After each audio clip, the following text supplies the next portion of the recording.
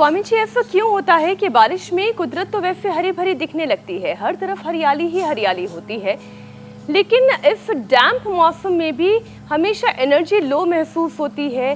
कभी सिर में चक्कर, तो कुछ लोग सुस्ती की शिकायत करते हैं, कुछ लोग नींद पूरी करके उठते हैं फिर भी कहते हैं कि नींद सी आ रही है। तो ये शिकायतें इस मौसम में क्यों इतनी होती हैं?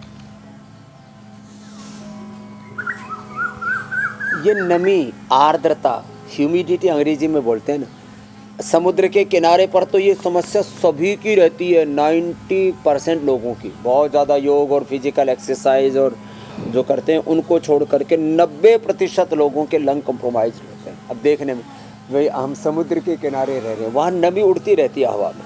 फिर ये वर्षात में ना ये आर्द्रता, ह्यूमिडिटी, जलीयांश वायु के अंदर बढ़ जाता है।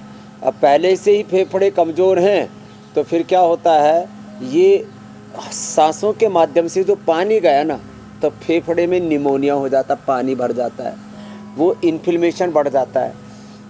तो अब जैसे खुश्क हवा है, राजस्थान में दमा न के बराबर होता है, हवा में इतनी खुश्की रहती है, वात भी बहुत कम होता है। और अब देखो, एक तो हिमालय में लोग लंबे लंबे आयु वाले पाए जाते हैं, 100, 125, 150 साल के। और राजस्थान में जैसलमेर, बाड़मेर, बीकानेर के, जोधपुर के टिल्लू में मैंने देखा लोग 100 साल के। गांव की भाषा में बोले तो एकदम टरड़, एकदम फर्स्ट क्लास।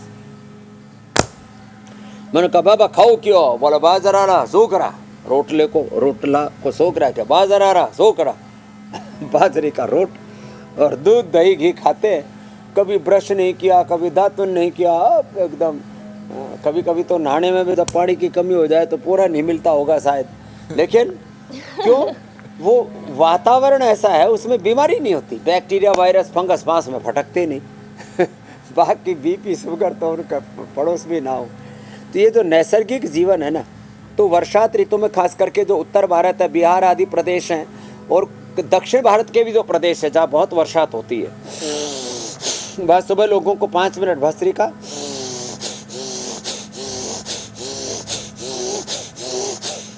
5-10 मिनट कपालभात, 5 से 10 मिनट अनुलोम विलोम, उज्जाई और सूर्य भेदी जरूरी है। लगभग आधा घंटे का ही पैकेज कर लेंगे ना जी, फिर कोई दिक्कत नहीं। और खान पान में जैसे मैंने बताया थोड़ा सा सुधार कर ले तो फिर ये फेफड़ों में अंदर इन्फ्लेमेशन की, सूजन की दिक्कत नहीं आएगी, सांस में रुकावट नहीं आएगी।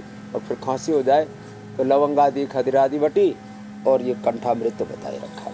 लेकिन अब स्वामी जी, मुझे लगता है कि अब तो राजस्थान के लोगों को भी जो आपने जो उपाय बताए हैं बरसात के मौसम में जो उपाय करने चाहिए वो कर लेना चाहिए, क्योंकि आजकल वहाँ जितनी बरसात हो रही है समझ में नहीं आ रहा कि वो रेगिस्तानी इलाका है कि या फिर कोई पूर्वी क्षेत्र है, चेरापूंजी टाइप, चेरापूंजी पहाड़ी इलाका।